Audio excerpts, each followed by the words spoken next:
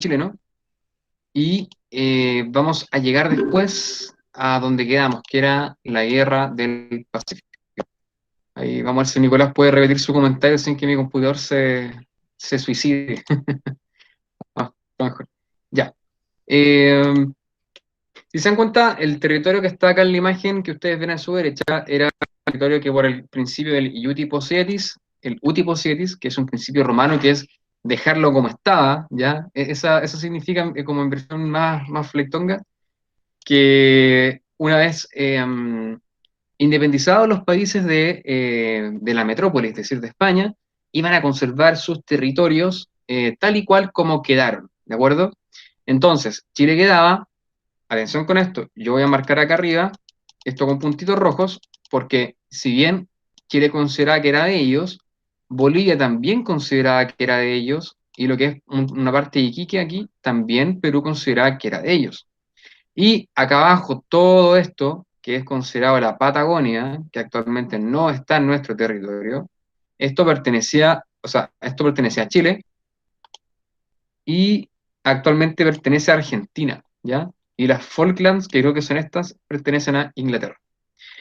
Ya. Ahora, yo les puse un nombre a esto, no sé si se acuerdan qué nombre le coloqué a esta tierra que está acá arriba. Que es un espacio de territorio donde el Estado tiene muy poca injerencia y tiene poca soberanía, pero el sector privado o la agencia personal de muchas personas convergen por intereses económicos, como por ejemplo sacar oro, en este caso sacar salitre y guano, no sé, sacar pieles, como aparece en la película El Renacido con Leonardo DiCaprio, con el oso, ahí van a sacar pieles a Canadá, por ejemplo, ¿ya? Ahí hay un hinterland. También en Australia, también en California, con la fiebre del oro, hay un hinterland. Y acá arriba, yo ya se los dije en realidad, esto es un hinterland.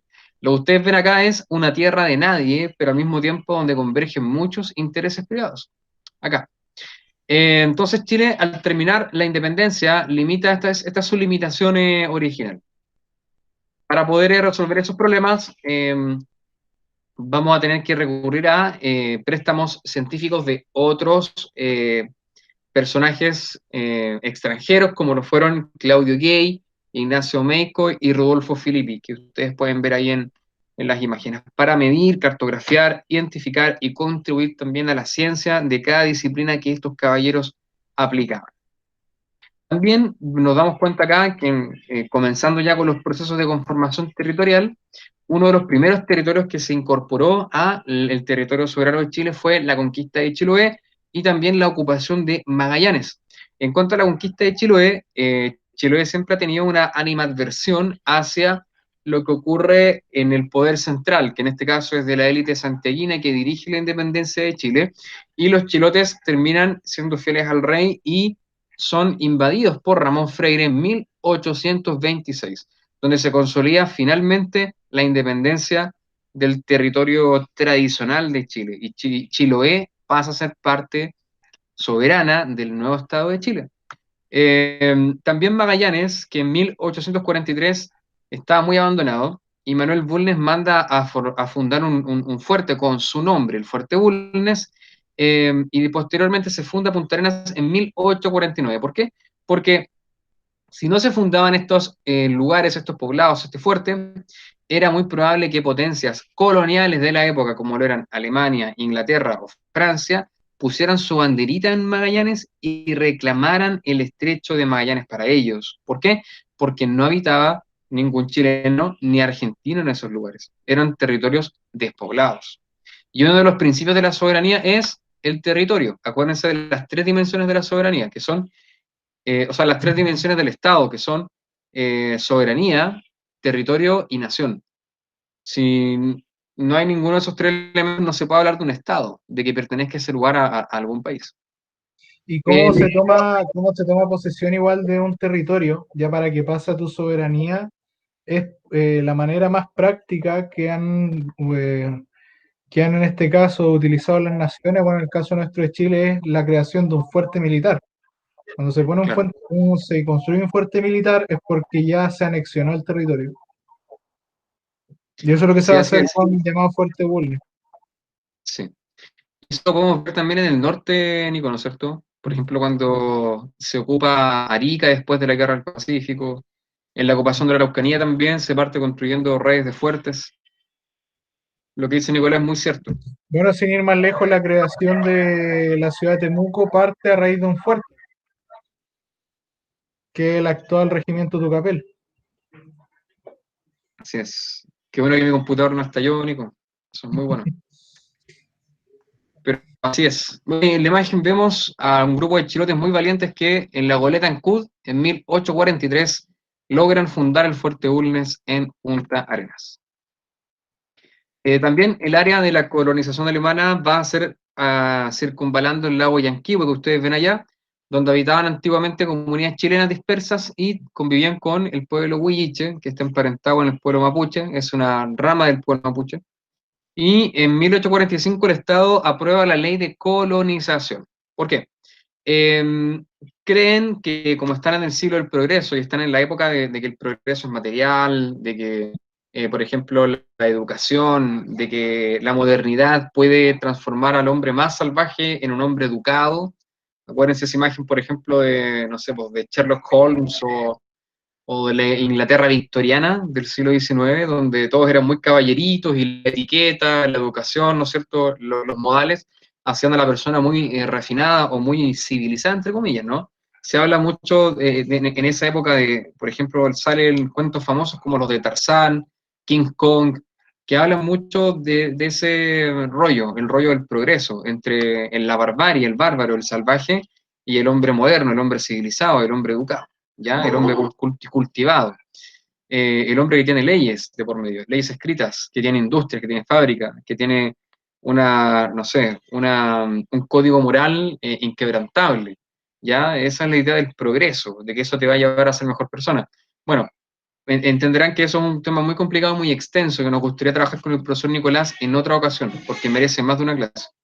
Entonces, el Estado chileno, junto con Manuel Montt y Antonio Varas, dice, oye, que lo traigamos a Alemania. En Alemania hay sobrepoblación, están migrando muchos campesinos industriales.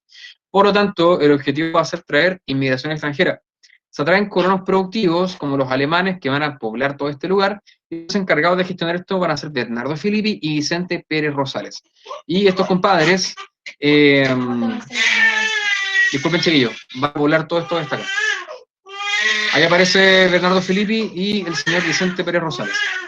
Lo que yo les voy a marcar acá es el área del lago Yanquihue, que está por acá, ¿ya? Y aquí van a empezar a poblar Puerto Varas, van a empezar a poblar Osorno después, van a empezar a poblar Temuco más acá arriba, todo lo que es la Araucanía, van a fundar Puerto Montt. Todo esto va a ser de influencia alemana. Valdivia también van a fundar después, ¿no es cierto? Por acá. Todas esas cosas van a ser fundadas por los colonos alemanes. También tenemos la Guerra del Pacífico, que lo vamos a analizar tratado por tratado. Si ustedes se dan cuenta, este hinterland, que está marcado en la zona de beneficios mutuos, representa el tratado de 1866.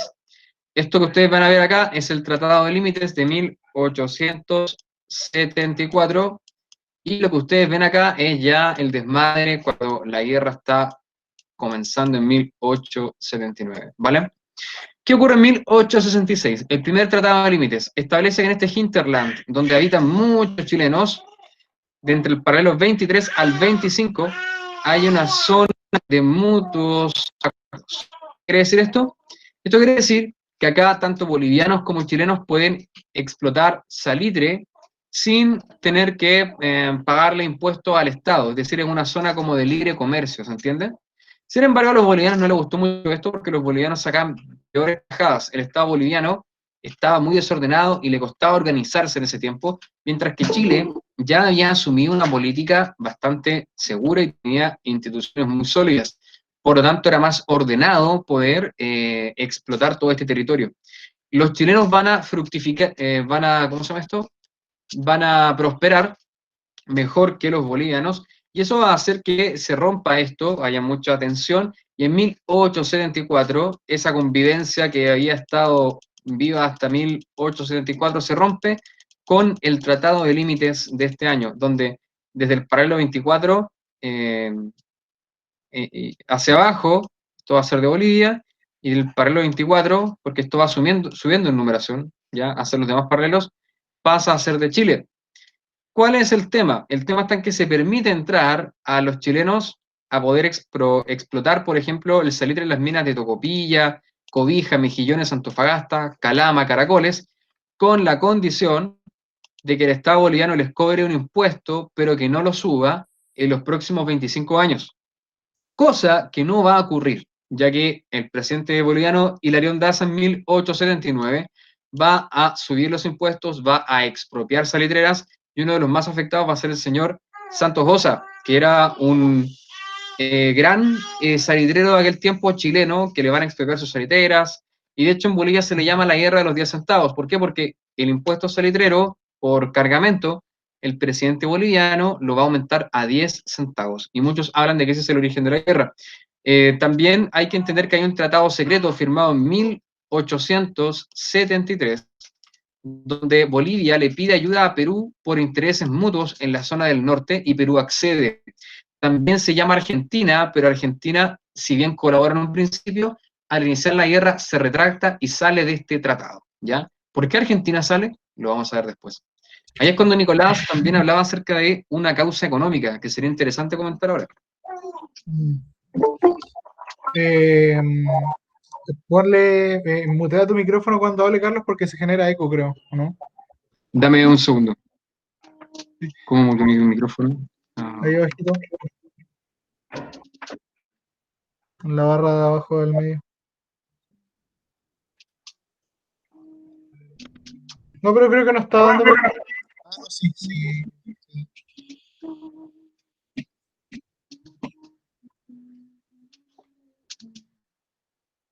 Nico, dale. Bueno, delante algo le estaba nombrando respecto a la causa económica, tanto de la ocupación de la Araucanía como de la Guerra del Pacífico. Bueno, resulta que en el caso de la Guerra del Pacífico hay una crisis económica a nivel mundial, ¿ya?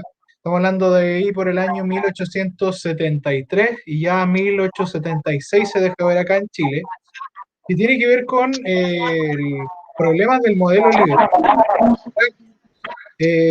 como el caso, ¿se acuerdan del crack del 20? Lo mismo va a pasar, pero años anteriores, en Viena y en Nueva York, ¿sí?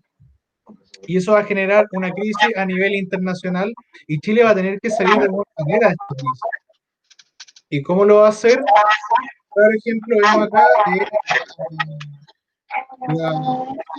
entrar una guerra y intentar anexionar los territorios para salir también de la crisis. Chile sabía que territorios ricos en salitre, y están en pleno proceso de la paz, y se están solicitando salitre. Por lo tanto, Chile va a entrar a esta guerra también en un aire de convivencia para poder salir de alguna manera de esta crisis, ¿ya? Así que también hay que tener en cuenta, ¿ven? Se escucha mal. No, Sí, yo está te ese escucho bien eco, acá, digo. Te pero los escucho chicos bien. no. Oye, ¿con qué se apaga el micrófono acá? Déjame sacar la proyección, Nico, para que puedas hablar. Y Ah, eso, lo de con audífonos. te voy a habilitar. Espera un poquito. ¿Estáis con audífonos Déjame. en la mañana? Quizás con eso. A ver, quizás con esto funciona. Sí, sí, con eso funciona. Ya, Pero bueno, va, 10. Profe, ahí sí creo, ¿no? Michael dice que quiere aceptar la solicitud. Ah, tienes que aceptar al Michael. Ahí lo acepté. Ahí sí creo, ¿no? Ahí ya no hay problema. Ahora sí se escucha bien, ya. Bueno, en breve resumen, esta crisis económica va a golpear a Chile 3 años después de que ocurra a nivel internacional, y eso va a ser un motivo para que Chile también entre a esta guerra que es necesaria. Chile va a apostar el todo por el todo para poder anexionar estos territorios ricos en salitres que iban a salvarlo, de cierta manera, de este problema económico que, ojo, que ya venía acarreando hace tiempo. ¿Ya? Estamos hablando que en 1857, que hay otra crisis internacional que también le toca a Chile, eh, empieza a haber una crisis minera, porque Chile se sustentaba de la exportación de plata, ¿ya? y comienza a haber este decaimiento de la exportación de plata, y Chile ve como una gallina de los huevos de oro la Araucanía también en ese entonces. De hecho, comienza de a poco, ya por 1860, esta incursión en la Araucanía para incorporarla, pero va a llegar posteriormente, en 1879, la Guerra del Pacífico. Todos esos conflictos militares se van a ir al norte, a la Guerra del Pacífico, y después van a volver, ¿ya? Con pólvora en la sangre, y van a venir acá a la Araucanía a incorporarla de manera violenta, ¿ya? Y eso, bueno, no sé si lo va a comenzar a hablar un poquito más adelante, Carlos, la ocupación de la Araucanía, ¿ya? Entonces hay que tener en cuenta esos elementos, que también hay trasfondo económico de esta guerra, ¿ya? Sí, eso es muy importante. Igual creo que hay una crisis capitalista, si no me equivoco, ahí por 1872 o 73, donde cae la bolsa de Viena. Y Eso es lo creo que está que explicando. esta es. Y cuando cae la bolsa de valores en Viena, eh, resulta que a Chile igual le toca ese boleto, porque creo que estaban cambiando el patrón oro, algo así, o el patrón plata. Y Chile alcanza a tener, como tú bien dijiste, ese cambio de valores de los metales que empiezan a desvalorizarse. Y como tú bien dijiste, era una cuestión de tiempo de que Chile encontrara otro recurso para poder mantenerse a flote en la economía mundial. No, y Y ahí, es un problema también, Carlos, a mediados del siglo XIX. Nosotros hablamos tú hablabas también muy bien de la fiebre del oro en California y Australia. Va a llegar un momento en que todo ese territorio ya va a estar poblado, va a llegar el progreso, entre comillas, la civilización, y esa fiebre del oro se va a acabar. Y ya se van a ver asentados ciudades en Estados Unidos, en esa zona, y ya no van a necesitar del trigo que constantemente estaba demandando Estados Unidos y Australia a Chile. Y eso también va a golpear a la economía chilena. claro que sí, porque la economía exportadora de trigo es hasta los años 60. Ujú. Después de eso, Chile ya no exporta trigo, se acabó. Y creo que Nicolás lo mencionó en un rato, que uno de los alicientes más importantes, y yo creo que no lo mencionamos por un tema de tiempo, y por eso nos vamos a alargar un poco más porque esto es importante conversarlo. Dentro de las causas de la guerra del Pacífico, igual hay que mencionar los intereses del capital internacional. En este sentido, los intereses británicos, en menor medida estadounidenses y también alemanes, en lo que es el control exportador del salitre. Hay que recordar que hace 1870, en la guerra del salitre parte en 1879. En 1870 se lleva a cabo en Europa la guerra franco-prusiana. Y con la guerra franco-prusiana hay una serie de cambios cartográficos, un cambio en el balance de poder, hay un cambio muy fuerte a nivel político y económico, y también hay un cambio tecnológico importante. Hay nuevas armas, se empiezan a crear las Gatlings, se empieza a utilizar todo este tema de la dinamita, los explosivos con los morteros, empieza a haber una explosión demográfica nunca antes vista en la década del 70, 1870, y eso hace que se necesite tener más cultivos de mayor calidad y más rápidos. Acuérdense que el salitre tiene ese doble uso, ¿no? El uso para el cultivo agrícola y también para el uso de explosivos. Entonces, no hay nada mejor para el chileno y para el capital internacional, en este caso por las grandes potencias imperiales, que tener algún aliado que controle la explotación del salitre. Y en ese caso, Inglaterra va a ayudar a Chile con grandes préstamos monetarios y también con un poco de ayuda tecnológica para poder iniciar esta guerra. ¿Ya? No se habla mucho de eso, pero se habla más de las consecuencias, ¿no es cierto? Cuando Chile finalmente cede a capitales británicos el control de la mayoría de las salitreras en el norte de Chile.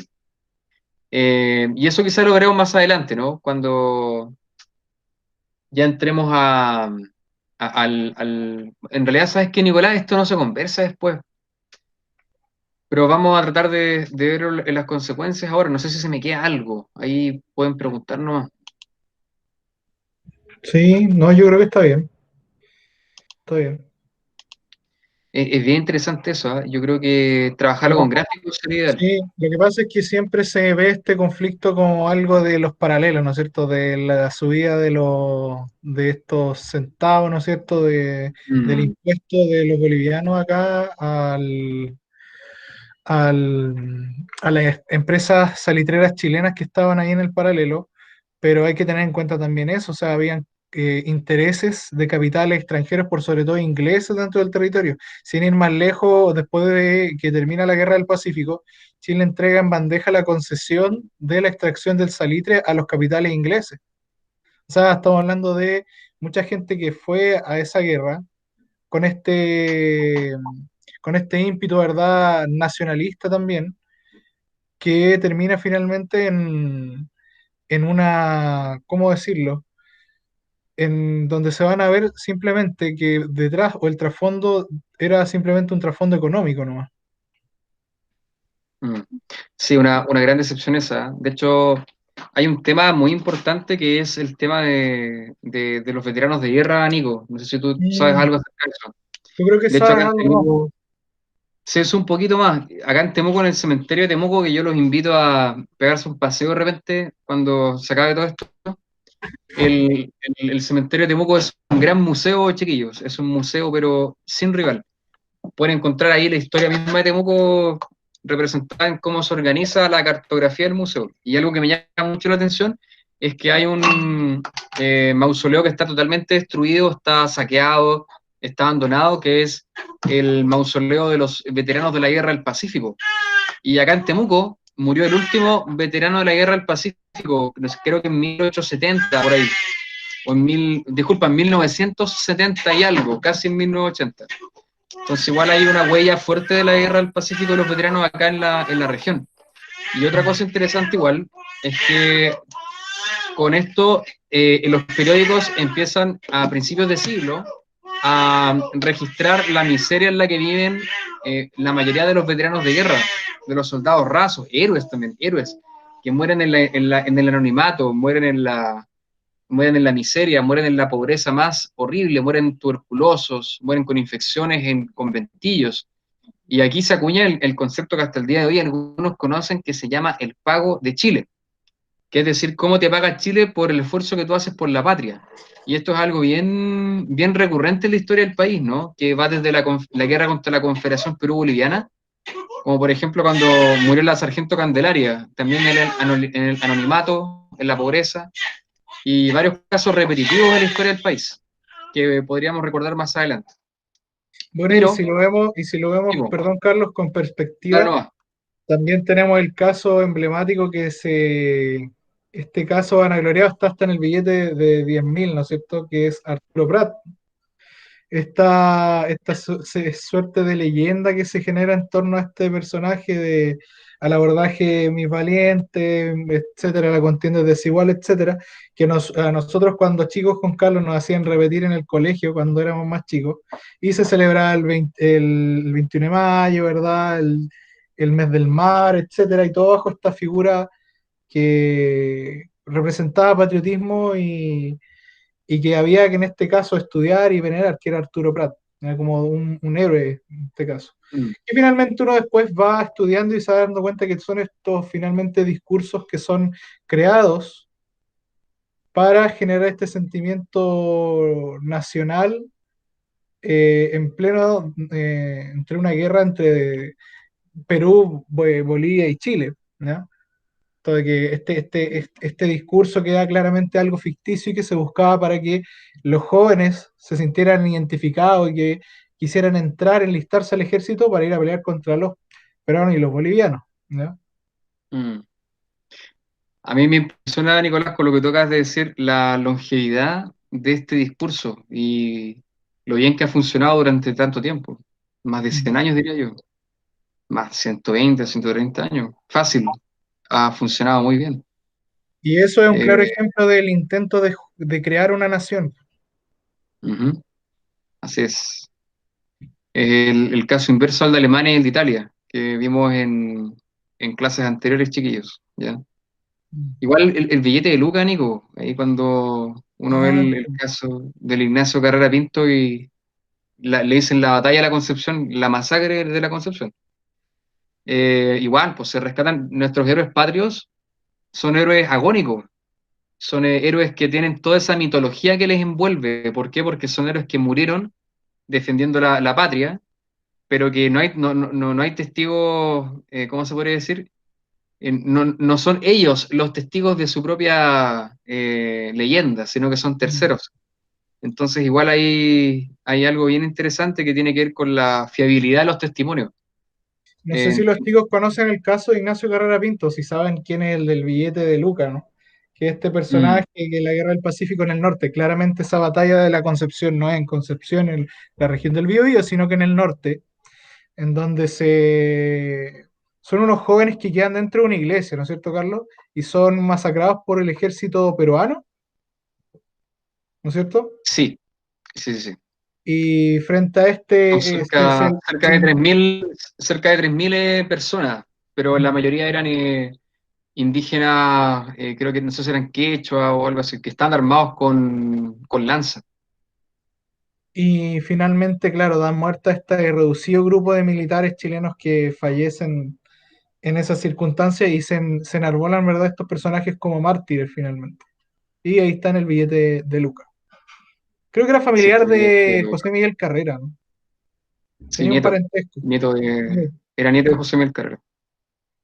Pero había una mujer embarazada, había un soldado también mapuche, o sea, estaban como todas las minorías de la época, podríamos decir, dentro de esa capilla. Y claro, nuestros héroes, entre comillas, que están en los billetes y que el Estado ha decidido reproducir sistemáticamente hasta el día de hoy, son héroes agónicos y que están llenos de una mitología muy rica y misteriosa, porque como dijo Nicolás, el caso Arturo Prat igual está lleno de un discurso súper bien construido, donde Benjamín Vicuña Maquena igual tiene mucho que ver con esa arenga, cuando muere Arturo Prat y llama a todos a levantarse contra Miguel Grau y los peruanos, ese tipo de cosas. Eh, Podría hablar harto rato más de esto. De hecho, es interesante igual ver el tema de cómo Bolivia pierde al tiro a Antofagasta en las primeras incursiones chilenas y al final Perú tiene que jugar solo nomás con la guerra. Le queda el cacho a Perú. Y ahí Perú tiene que ver cómo saca arriba la cuestión y no dar una lección de cobardía y seguir con la guerra. ¿Ya?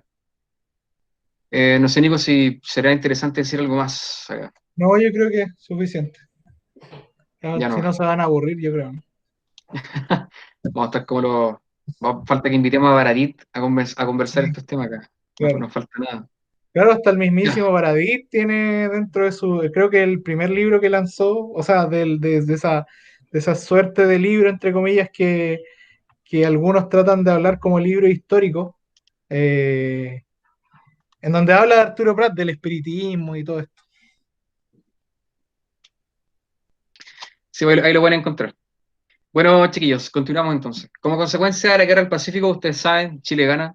Siempre me acuerdo esta escena en Los Simpsons cuando están en clase y los chicos salen de vacaciones y el profe dice, esperen, no saben cómo termina la historia. Y le dice, ganamos, sí, se van. Bueno, esto es parecido en realidad. Es como pasar la clase rápido y decir, ya, ganamos la guerra. Fin. ¿Qué ocurre con la guerra? Se incorpora Tarapacá con el Tratado de Ancón, firmado con Perú en 1883. Antofagasta tras el Pacto de Tregua de 1884 y el Tratado de Paz y Amistad con Bolivia en 1904. En el Tratado en el Tratado de Ancón, creo que había un tratado de límites también donde Arica y Tacna quedarían como una zona de libre tránsito y en 1900, no sé si 8 o 10, se decidiría quién se queda con Tacna y quién se queda con Arica. Y Chile decide quedarse con Arica y le da Tacna a los peruanos, ¿ya? También se adquieren lo que dijimos ahora, las grandes riquezas del norte grande, que son el salitre y hasta el día de hoy lo que tenemos y que nos sostiene en Chile, que es el cobre y el 1% del exportado, que es el hierro. Bueno, todo eso en manos del capital británico, ¿ah? Finalmente eso se concesiona a los británicos y el Estado chileno, ¿cómo les saca plata? A través de un impuesto salitrero, nada más. Ya, vamos a pasar a la ocupación de la Araucanía, que este es un temazo. Voy a intentar ser breve pero efectivo, ¿ya? Como antecedentes tenemos la crisis económica de 1873 que comentaba Nicolás, que va a hacer que Chile trate de buscar otras coyunturas económicas para poder reactivar la economía. Desde hace un tiempo atrás, desde 1860, a mí me gustaría que ustedes leyeran un discurso que tengo por ahí, ahora no lo tengo a mano, que es cuando el Benjamín Vicuña Maquena, uno de los, bueno, intelectuales de su época, más que intelectual, una voz fuerte de la época, General. eh, Nico, por favor. No, que hay que aclarar que él fue una voz fuerte del liberalismo en Chile. Sí, súper fuerte. Era de los que la Sociedad de la Igualdad fue exiliado. Mm. Lo sacaron de Chile por estar metido ahí con los revoltosos. Y bueno, este Henry Coña Maquena crea un discurso donde es fuerte, ¿ah? Es fuerte. Si hay gente aquí que es de ascendencia mapuche, tiene que verlo a través de la lectura histórica, ¿ya? No entenderlo a través de la realidad. Hace una descripción que pervive hasta el día de hoy en el imaginario de mucha gente. Habla del mapuche flojo, de la raza que se ha degenerado con el tiempo, producto del alcohol, producto de las borracheras, que el hombre ha terminado esclavizando a la mujer y la mujer trabaja para el hombre y se rompe el lomo, que el hombre no hace nada. Y ese discurso, Benjamín Vicuña Maquena, en 1860 lo lee públicamente frente a todo el Congreso para intentar convencer a la gente de que hay que ocupar la Araucanía, hay que civilizar la Araucanía. Todos esos vicios que él dice la raza tiene, hay que mejorarlos a través de la ocupación, ¿ya? Entonces algo súper fuerte. Si se lee desde una lectura no histórica es complicado, ¿ya? Entonces ahí tenemos uno de los argumentos que justifica la ocupación de la Araucanía, que es la idea del progreso y de la civilización, de civilizar al araucano, dicen ellos. Otro de las causas es la económica, ¿no? La de 1873, donde se necesitaban las fértiles tierras de la Araucanía para poder revitalizar la producción agrícola del país. Acá habla de la colonización del territorio mapuche a través del desplazamiento progresivo de la frontera, ¿no es cierto? Eh, Me gustaría hablar de los momentos de la ocupación en la siguiente diapositiva, Nico, ¿ya?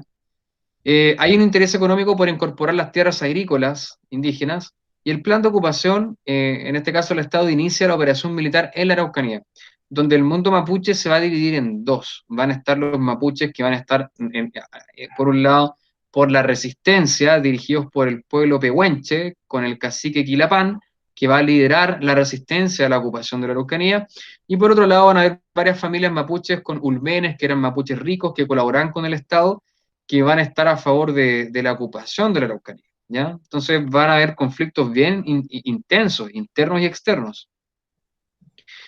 Acá pueden ver el mapa actual de la Araucanía y la ocupación parte por acá.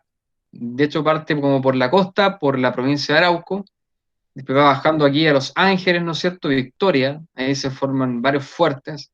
La estrategia es ir formando líneas defensivas con fuertes y después de los fuertes nacen los poblados. No sé si Nicolás lo comentó hace un rato atrás, pero si ustedes van a Victoria, van a Traillén, por ejemplo, no sé, van a Lumaco, Purén, van a ver puros fuertes, Angol, y si no hay fuertes, en museos donde te hablan de los fuertes, ¿ya? Imperial también, todos esos lugares. Se construye un fuerte militar y el fuerte militar se construye un pueblo después, y después el pueblo una ciudad.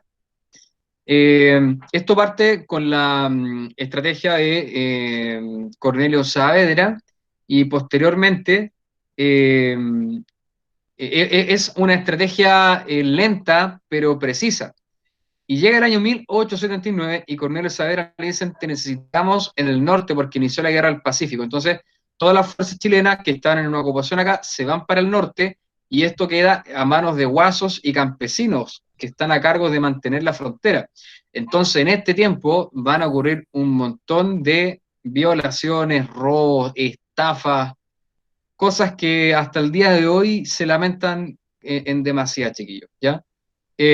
Posteriormente, en 1883, terminada la Guerra del Pacífico, vuelven Gregorio Urrutia, esta vez no Cornelio Saavedra, a ocupar de lleno toda la Araucanía. Y esta vez el ejército chileno llega entero a la Araucanía, armado hasta los dientes.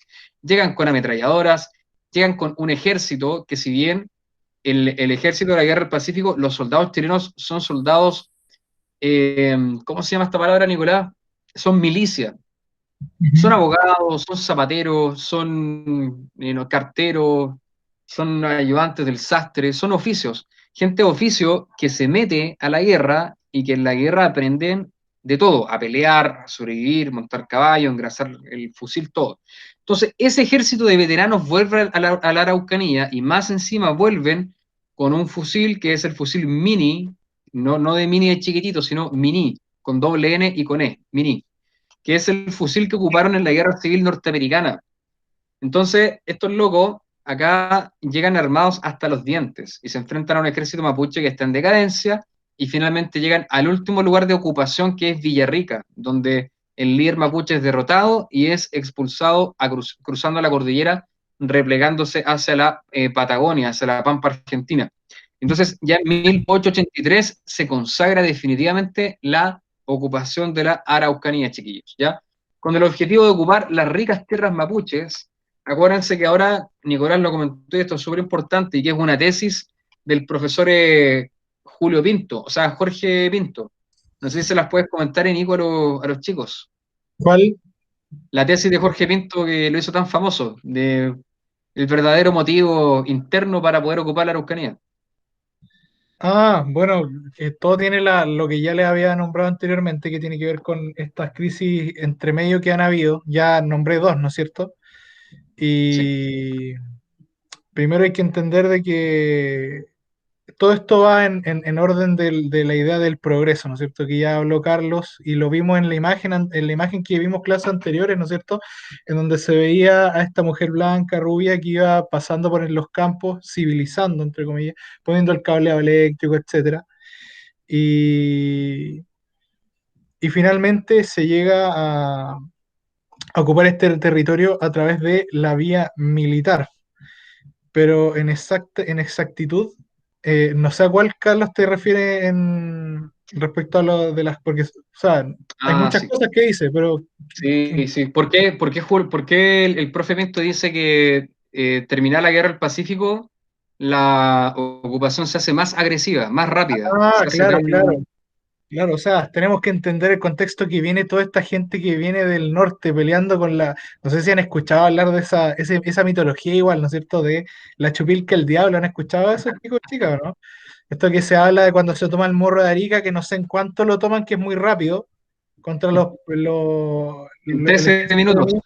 Sí, 13 y se minutos. dice que, claro, que estos personajes, estos militares chilenos habían consumido la chupilca del diablo, que era aguardiente con pólvora, que le había dado poderes como inimaginables para tomar rápidamente ese fuerte. Entonces, imagínense, gente que viene con pólvora en la sangre ya, imagínense esa gente que viene de una guerra, la mandan acá a la Araucanía, con el objetivo de incorporar esas tierras.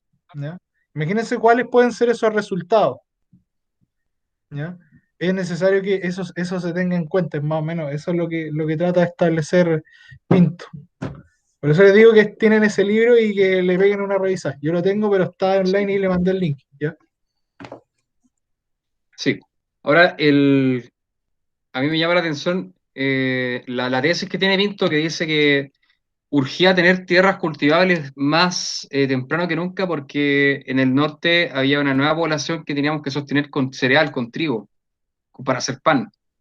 Y teníamos Antofagasta, teníamos Iquique, Arica, teníamos parte de Atacama que antes no estaba y ahora estaba lleno de gente. Entonces, la mejor forma de incentivar el mercado interno era sacar a los mapuches rápido, tirarlos a las peores tierras, las reducciones, y darles los grandes latifundios al sector privado, al emprendedor, para poder producir pan y grano y abastecer al mercado interno. ¿Por qué? Porque es fácil, chiquillos, en el norte grande no crece ni una haba, no crece nada, es desierto. Entonces, ¿de dónde vamos a sacar todo el pan para poder alimentar a esta gente? Hay que sacarlo de la Araucanía, donde están las tierras más fértiles, no cultivadas, ya eran Por, tierras vírgenes. por otro lado, también surge esta necesidad de qué gente va a poblar estos territorios, o sea, de dónde sacamos Sí, gente para que poble estos territorios que eran, entre comillas, indómitos para la población chilena. Y ahí es cuando vienen inmigrantes extranjeros también, ingleses, franceses, italianos, eso claramente lo podemos ver en Capitán Pastene, en Traiguén, en Victoria, sí, bueno, acá mismo Temuco, ¿no es cierto? No es tan solo a mediados del siglo XIX Valdivia y Yanquihue que son colonizadas, sino que la Araucanía también va a ser colonizada, ¿ya? También hay que tenerlo en cuenta. así es, cierto es. Sí, la Araucanía va a ser uno de los mejores ejemplos de colonización en este caso. Bueno, y como consecuencias, yo creo lo conversamos recién, Falta ver lo último, chicos, que es la ocupación de Isla de Pascua y el Tratado de Límites con Argentina. Policarpo Toro, por el mando del presidente de aquel entonces, Balmaceda, el último presidente liberal, va a hacer el reconocimiento oficial de la isla, va a negociar la compra de la isla, que está a cargo de unos curas ingleses. A pesar de que fue descubierta por los franceses, la isla ya estaba en un deterioro horrible. Muchos de los pascuenses habían contraído la lepra, siendo llevados como esclavos a sacar guano al norte en 1850 y en 1860, y la isla estaba casi despoblada a la hora de la compra. De hecho, los misioneros trataban de, bueno, aparte de convertir a los pascuenses al cristianismo, también como de subsanar esos tremendos problemas que habían ocurrido. Entonces, ¿qué ocurre? Finalmente la isla que está bajo el poder de Inglaterra es comprada por el Estado chileno y se inicia la ocupación donde se le va a dar la utilidad a la isla de Pascua para el ganado. Ya va a ser utilizada para el ganado menor, ganado de ovejas, lo cual va a traer un tremendo impacto ambiental al ecosistema de la isla de Pascua, negativo principalmente. Se van a mantener las organizaciones tribales, donde va a haber un ariqui, que es como el rey de los pascuenses, se mantiene un ariqui, y se mantienen como los privilegios de las familias más antiguas, ¿de acuerdo? Eh, pero pertenece política y administrativamente a la región de Valparaíso, hasta el año 1995, donde, si no me equivoco, adquiere un estatus independiente, si bien todavía depende administrativamente de Valparaíso, Isla de Pascua. Ahí, si estoy mal, me corrige Nico. No, está bien, está bien. Ya, en cuanto al Tratado de Límites con Argentina, Argentina reclama los territorios de la Patagonia, que estaban ocupados por asentados argentinos. Hay una delimitación muy poco clara, y el Estado chileno tiene un honesto desinterés por toda esa región. Chiquillos, esto es interesante porque para los argentinos la Pampa es un tema. Borges, que es un escritor argentino, tiene muchos cuentos de gauchos. En los cuentos de Borges, que si bien es un genio literario, un tipo capísimo, hay elementos bastante, hoy día podríamos decir racismo, ¿no? Pero él lo trabaja desde la perspectiva del progreso. Él habla, por ejemplo, del gaucho, habla del tehuelche, le dice el indio, indómito, y habla desde el terreno de la oscuridad y la ignorancia. ¿Y a qué le llama eso Borges? A la Patagonia. Él a la Patagonia Argentina le llama así. Entonces, para que ustedes se den cuenta de cómo estaban esos territorios en ese tiempo despoblados, eran tierra de nadie, era tierra sin ley, era como el Far West o el lejano oeste, por ejemplo, pero acá en Sudamérica. Se recurre entonces a un tratado de límites en 1881, donde se establece la cordillera de los Andes como una frontera natural y el principio de divisora de aguas, es decir, los manantiales donde nacen arriba las vertientes de agua son neutras, pero hacia donde caen las aguas, el Estado es soberano sobre esas aguas, ¿de acuerdo? Chile se da a Argentina toda la Patagonia oriental y se queda con toda la Patagonia que está desde la cordillera hacia el Pacífico, que es la Patagonia que tenemos hasta el día de hoy. Y muchos chilenos lloran porque dicen, pero profe, acá tenemos, en la Patagonia actualmente hay gas natural y hay petróleo. Sí, hay, ¿no es cierto? Pero si nos ponemos en el lugar de las autoridades de la época, ellos no tenían conocimiento de nada de que existía eso allá. Y había significado un esfuerzo logístico, humano y económico abismal poder haber ejercido la soberanía sobre la Patagonia, que actualmente es de Argentina, chiquillos. Muy complicado. Ahí están unos mapas. No sé si Nico, si quiere decir algo. Quizás se podría acompañar, bueno, yo sé que tú sabes más de aquello, de la llamada campaña Conquista del Desierto, Buen tema, buen tema. con el general Roca. Sí, sí, sí, sí. Así como acá en Chile tenemos a nuestros criminales de guerra, los argentinos igual tienen una historia manchada en sangre, súper fea, donde, por ejemplo, en paralelo, mientras Chile se organiza para ocupar la Araucanía y se gestan los tratados de límites con Bolivia para la extracción del salitre, en Argentina los argentinos comienzan la ocupación del desierto, como ellos le llaman, con el general Roca. que va a causar un genocidio, el genocidio Tehuelche, allá, en La Pampa, y se va a empezar a cazar a todos los nativos, los indígenas que vivían allí. Mucho mapuche también, ¿ah? Mapuche del otro lado de la cordillera, que se le llamaba Tehuelche acá. Acuérdense, oye, esto es bien interesante, Nico, nunca se conversa, pero hacia fines del siglo XIX, por ahí por 1870, 1860 y algo igual, eh, había un fluido comercio de sal rosada a la cordillera, que los tehuelches sacaban, disculpa, los pehuenches chilenos cruzaban la cordillera y esa sal llegaba hasta el puerto de Buenos Aires. Y era, bueno, se comerciaba, ¿me entiendes? Había una red comercial, si bien no era una gran red comercial, había como una transhumancia de productos que los pehuenches sacaban de la cordillera y que la llevaban a puerto. Eso es muy interesante, ¿ah? Y por eso antes, no sé si ustedes tienen la fortuna de tener parientes viejitos que hayan nacido hace mucho tiempo acá en la Araucanía, pero antes la gente cruzaba Argentina a caballo y se sabía los pasos, sabían cómo cruzar al ojo, sabían cuándo cruzar, qué temporada. Algunas personas colocaban piedras para colocar un camino para los otros viajeros. Había una amplia transhumancia, una gran ruta de fluido de gente entre la cordillera. Había un paso bien, bien interesante. Pero eso se acabó. Con la conquista del desierto se aniquila a la población indígena de La Pampa. Quedan abajo lo que se llaman los Selknam, los Alacalufes, no sé cómo se llaman estos otros indígenas, el Aonikenk, y hay un grupo indígena más que se volvió importante, los Yámanas. Bueno, todos ellos estaban en la Tierra del Fuego y ahí la conquista del desierto no los alcanza a eliminar. Pero en Argentina hay muy poco indígena en la Patagonia, a diferencia de Chile, donde estamos muy, muy mezclados, ¿no? Ahí el argentino es más, se nutre más con la migración. Pero allá en Argentina hay plazas con tributos, no tributos, como con conmemoraciones a este genocidio tehuelche, el genocidio del desierto que le dicen ellos, que es donde todos estos indígenas van a morir a punta de bala del Estado argentino, y el Estado argentino no va a responder.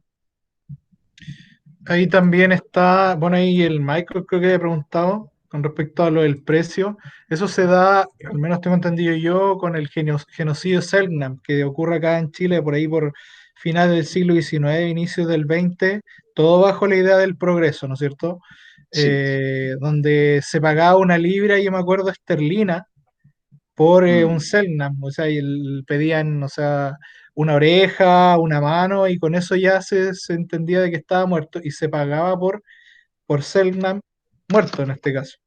Y claro. iba la gente allá a la zona austral y lo iba a matar. Otros eran tomados prisioneros, ¿te acuerdas? Y los mandaban a los zoológicos humanos en Europa. Sí, sí, sí, sí. Hay un caso muy importante, un nativo Selknam que fue enviado a un zoológico humano en la primera feria mundial que hizo la reina Victoria en Inglaterra. Y ese compadre aprendió a leer, a escribir y murió en Inglaterra. No quiso volver acá a su tierra. Ah, no, sí quiso volver, po. Hay un documental, anótenlo ahí, se llama Calafate. El documental se llama Calafate y es el documental que habla de este compadre, un chico que fue tomado para un zoológico humano, fue expuesto, después que un mano de un cura creo que le enseñó a leer, escribir allá en Inglaterra y el tipo lo entendió todo literalmente. Y no recuerdo el final, no recuerdo si volvió acá, un final muy romántico y como que desapareció entre la mesura de la selva o de la tundra patagónica, o se decidió quedarse y le dieron sepultura cristiana, no me acuerdo. Ahí el final no lo recuerdo y eso fue bueno porque así no nos puedo spoilear. Pero el documental se llama Calafate y es precioso. Y yo no me acuerdo por qué, no recuerdo el final, pero el resto del documental es buenísimo, buenísimo. A ver si yo lo puedo encontrar y les mando un link, chiquillos, ¿ya? Muy interesante. Pero para terminar esto, voy a marcar aquí, miren, esto es lo que se conoce como la Patagonia, ¿ya? Todo esto. Ahí está la Patagonia, ¿ya? desde Chiloé más o menos hacia abajo, ¿ok? Esto termina siendo de Chile, todo esto que está acá, ¿ya? Está acá. Y todo esto es de Argentina, ¿de acuerdo? Acá Chile, bueno, acá habitan los Alacalufes, los Yámanas, por ejemplo, otros indígenas que habitan por acá. Pero acá están los tehuelches, que eran enormes, tipos muy grandes, que vivían de la cacería. Y el pueblo argentino, o sea, el Estado argentino nos va a ir eliminando sistemáticamente, ¿ya? Y esto que ustedes ven acá abajo, que yo voy a marcar en rojo, es la Tierra del Fuego, acá, donde está Punta Arenas. Esta es la isla grande de la Tierra del Fuego. Y aquí habitan un sinnúmero de indígenas que conviven eh, de manera bastante interesante, donde están los Selknam, que conocemos hoy en día, o sea, los conocieron por Onas. También habitaba población tehuelche, eh, también habitaba, por ejemplo, el Alacalufe y otros nativos más.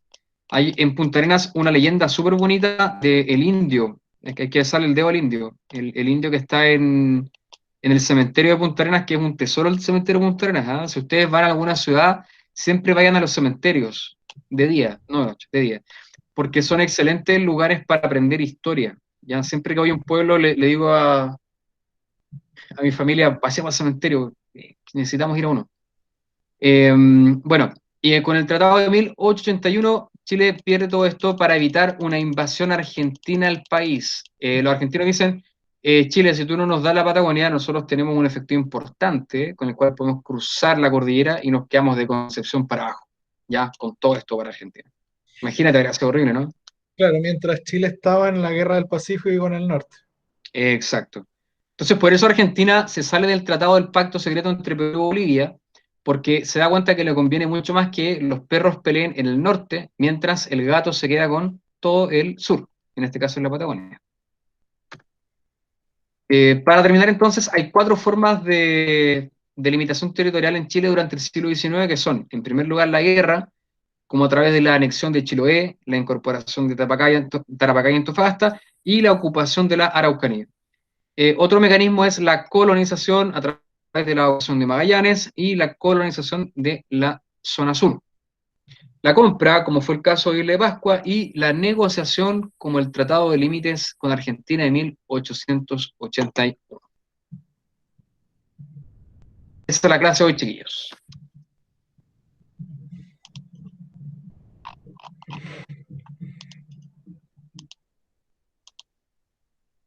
No sé si tienen alguna duda o algún comentario que quisieran hacer respecto a la clase de hoy.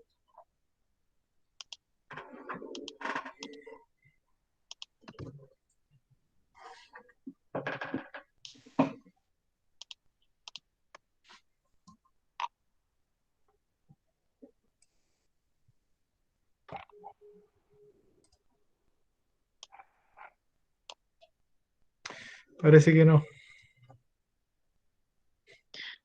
Como dijimos en un principio, Nico, somos los más mala onda, lo interrumpimos de la hora de almuerzo y de la 11. Sí, mala onda. Ahora quizá es hora de 11, no a las 6 de la noche. Quizá Mandar ahora el el almuerzo Sócrates, está interrumpiendo. quizás mandar el Sócrates, ¿no? Mandemos el suerte, Nico. Mandemos. Bien, Martín, te escuchamos poco, pero te leímos harto en esta clase.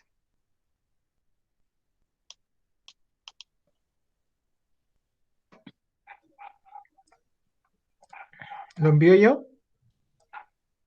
Si quieres lo envío yo, Nico, porque como tengo el acceso a la pantalla, quizás es más Ah, ok. fácil, ellos lo pueden ver acá.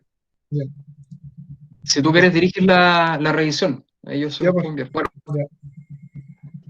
Ya. es 8406 y les voy a dar 10 minutos, ¿no?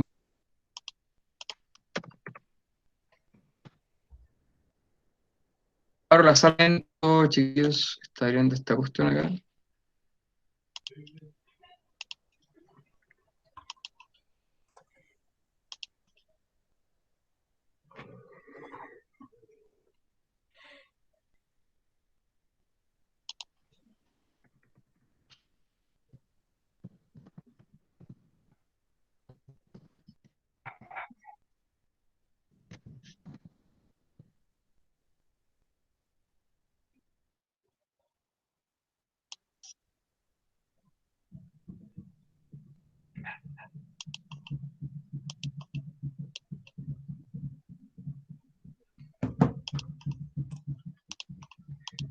Carlos, ¿a ti con la clase grabada no te llega un Excel con la lista en el correo? No tengo activada la aplicación que Assistant se llama, creo, ¿no? Sí, voy a tener que instalarla. Usualmente lo hago a mano alzada y manualmente tomo la lista. Pero yo creo que por estas circunstancias voy a tener que tomar el Assistant como líder. Chiquillos, estoy ingresando al Sócrates. Vamos a habilitar una quiz.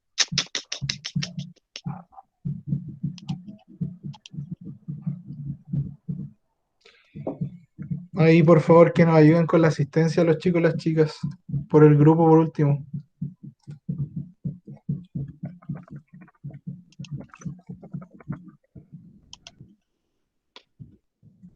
Ya, chiquillos, estamos. Eso.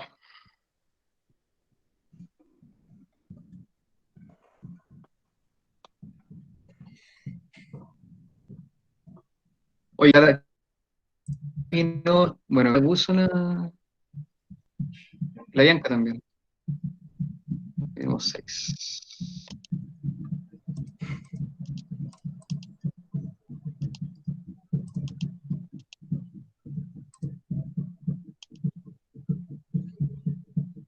No, Cata, te felicito que partiste como caballo inglés. Contestaste al tiro la pregunta en menos de un par de segundos, así que súper bueno, súper bueno.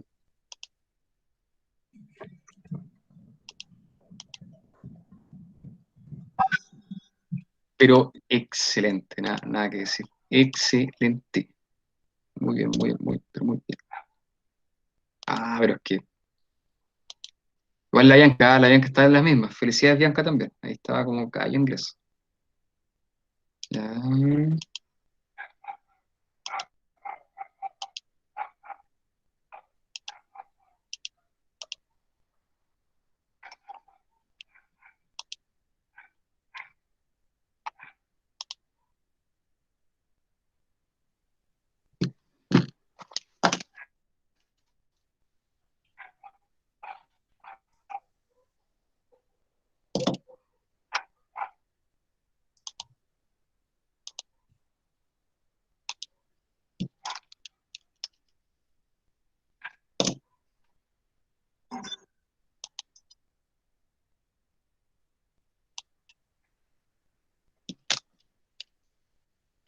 Tenemos a alguien que terminó ya.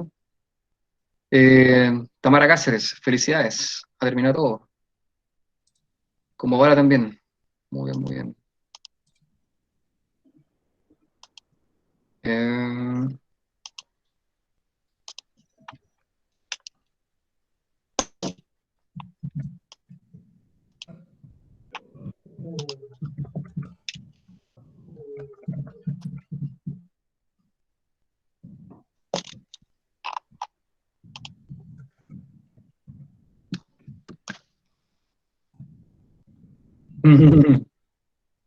oh,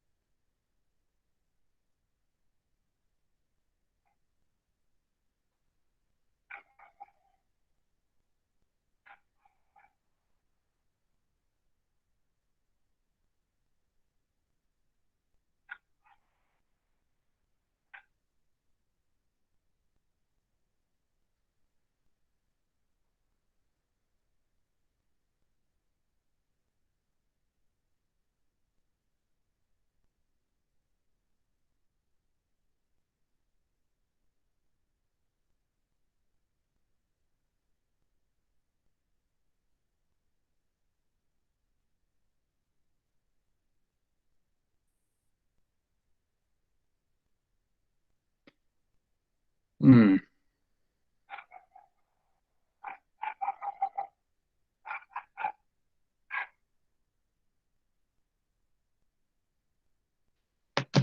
ya. 5 minutos más y terminamos. Oigan, poca gente ingresó al Sócrates. ¿Eh? Tengo 1, 2, 3, 4, 5. Tenemos 11 ingresados. Faltaría uno más.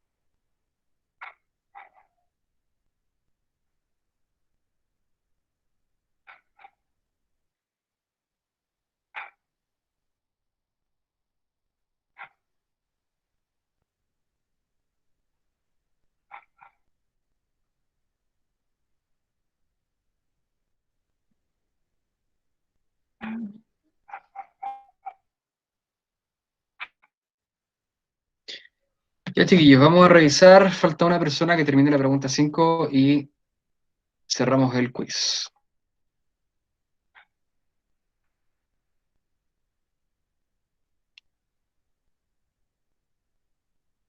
Ya. Vamos entonces. Vamos a revisar. Aquí Nicolás me va a ayudar con la revisión de esto para terminar con la clase. Vamos a presentar acá.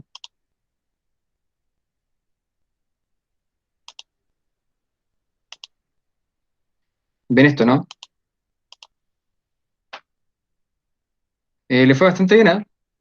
La pregunta número 1 tiene un 73% de aprobación de logro. La 2 un 45% y estuvimos bajo. La 3 un 73%. La 4 un 45%, bajamos de nuevo. Y la 5 nos mantuvimos con un 64%. No sé, Nico, si puedes revisar, resolver dudas y hacer énfasis en la 2 y en la 4.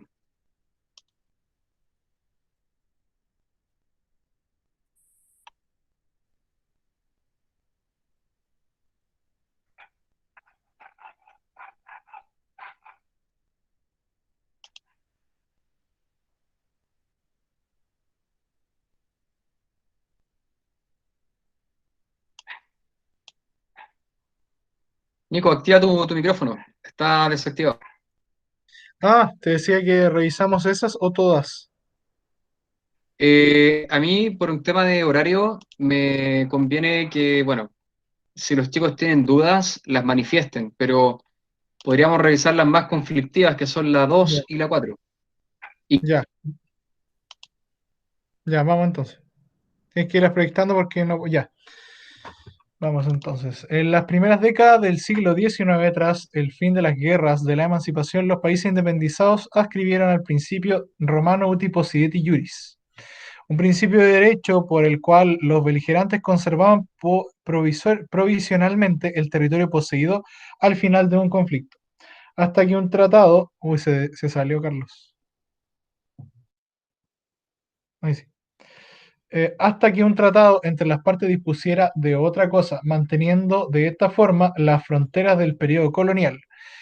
Esto tuvo como objetivo dos puntos. Ahí las dos mayorías pusieron establecer con precisión las fronteras territoriales entre los estados independientes, y la otra que mayor tuvo fue impedir que las potencias europeas tomasen posesión de las tierras sin ocupar. Ahí es cuando el profesor Carlos hablaba del caso de la isla de Chiloé y de el estrecho de Magallanes, ahí donde se pone el fuerte Bulnes, ¿no?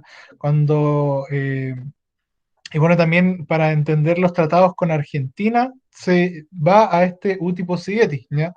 Si se entendía de que bajo los dominios coloniales, como vimos en el mapa anterior, bajo esta idea del uti possidetis, o sea, lo que tienes posees, eh, hay un tratado, perdón, más que un tratado, hay planos de la época colonial que establecen que los límites de la Capitanía General de Chile son hasta ese sector. Y bajo eso se toma, ¿verdad?, el Estado de Chile bajo esas cartografías y establece que hasta ahí llega el dominio de Chile. Pero no lo va a hacer si es que no, como les dije anteriormente, no pone un fuerte militar y no toma posesión de ella. Entonces, por eso que Bulnes toma posesión del extremo sur austral para establecer de que ahí está el límite en el cual termina Chile, ¿no? Entonces, de hecho, Bulnes toma ahí esa zona y días después llegan franceses y ingleses ahí a la zona austral de Chile. Entonces era muy importante que se tomara posesión de ese territorio para establecer, con las cartografías que ya tenían ahí, de que ese territorio correspondía al dominio y soberanía del Estado de Chile, ¿no? Entonces por eso que es la alternativa E, ¿no?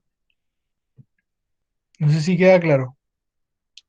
Nico, quisiera agregar algo más a esa pregunta, que igual genera cierto ruido, que es Ujú. que probablemente esto no lo vimos en clases, pero tienen que tenerlo presente. Cuando los estados jóvenes como Chile, Argentina, Perú se independizan de España, estaba el constante temor de que los españoles pudieran agarrar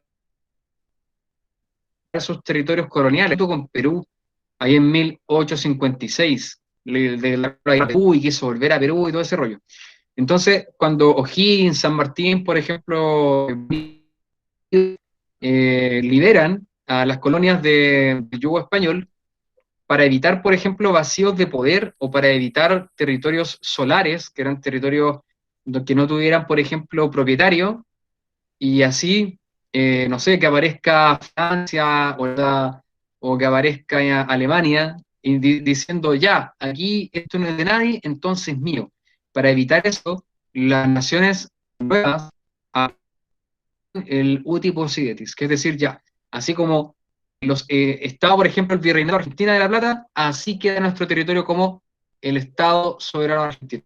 Así como estaba bajo el control español en la Capitanía General de Chile, así va a quedar el Estado soberano de Chile. Entonces, chicos, no lo pueden olvidar. Y era una especie de causal que era válida hasta que las naciones vecinas resolvieran el uti possidetis con algún tratado de límites entre esas dos naciones o más, que es lo que pasó con Chile y Bolivia y Perú, y lo que pasó también con Argentina en 1881 con el tratado de límites.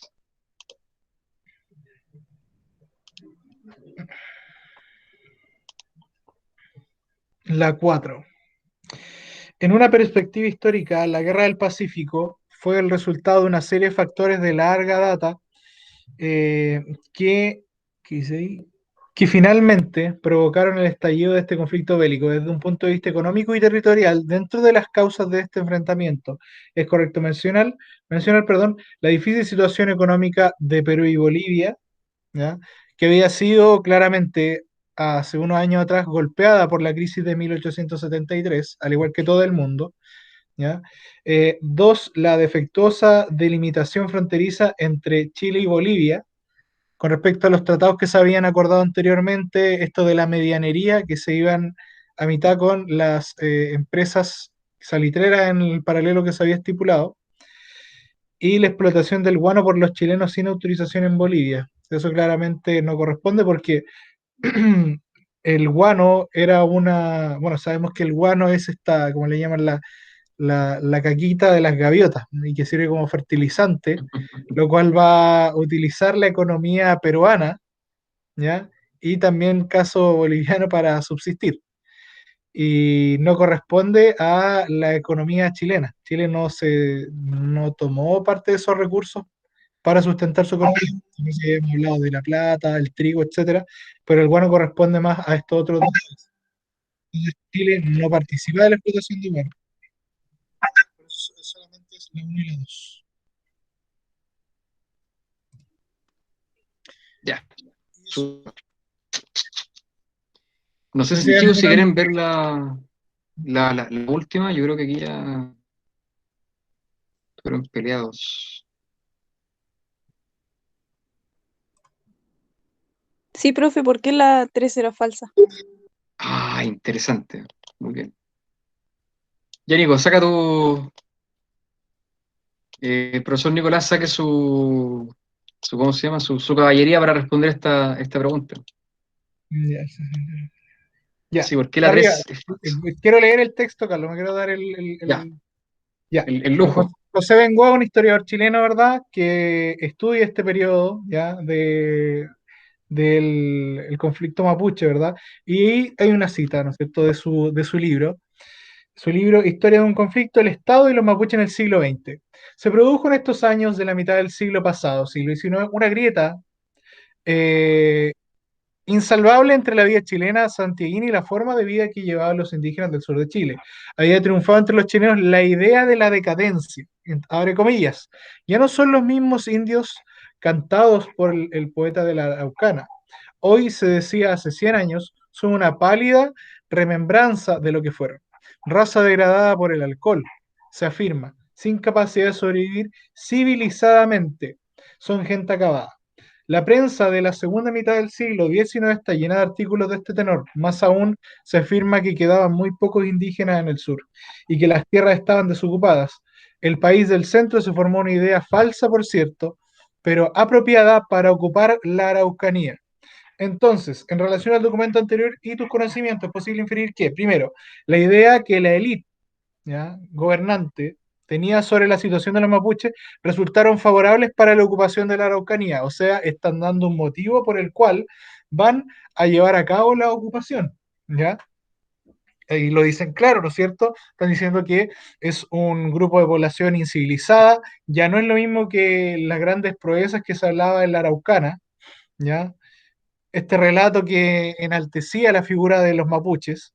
Ahí después habla de que actualmente son una raza que está degradada por el alcohol. Ojo que aquí todavía se hablaba del concepto de raza durante el siglo XIX. Eh, entonces, frente a este discurso, con esto justifica el Estado de Chile la ocupación de la Araucanía, ¿no? En la idea de civilizar, de un grupo de personas que son inferiores. Dos, la prensa de la época difundió una imagen negativa del pueblo mapuche, claro está ahí, ¿no es cierto? La raza degradada por el alcohol, ¿verdad? Ya no es lo mismo que lo que hablaba el poeta de la Araucana, eh, no pueden sobrevivir civilizadamente, por lo tanto hay que entrar ahí con la ocupación, con este discurso. Y la tres, el sentimiento de la Araucanía, perdón, el sometimiento de la Araucanía respondía a motivaciones exclusivamente económicas. Si bien había motivaciones económicas, por otro lado también hay motivaciones ideológicas. Y lo dice la primera afirmación, ¿no es cierto? Esto de la raza superior, ¿verdad? Esto de que hay que civilizar a aquellos bárbaros, ¿no es cierto?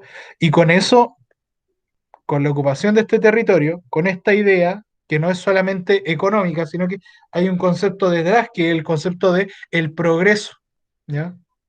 Sí, Michael, sí se puede ir. Es la idea del progreso, ¿ya? Entonces, no es solamente una causa económica o algo que tenga que ver con el problema económico que tenía Chile, ¿ya? Así que tener en cuenta esta idea, chicos y chicas, siempre en el siglo XIX, la idea del progreso indefinido, la idea de la civilización, de someter a quienes inferiores y hay que civilizarlo. ¿Queda claro entonces por qué es la C?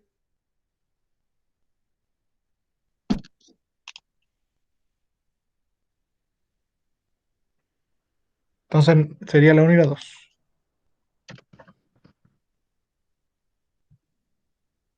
Bien, chicos, pues gracias, Nico. Si no hay duda o consulta, los dejamos. Vayan algunos a almorzar, otros a tomar once. No, sí, yo quiero tomar.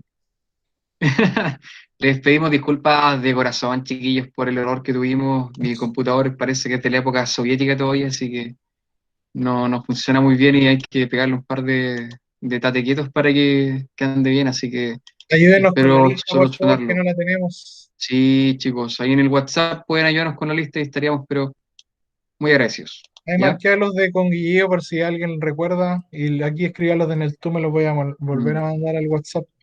Sí, gracias, Sofía. Bueno, siempre hay cosas que hacer, pero se agradece la presencia, Sofía, y el ánimo.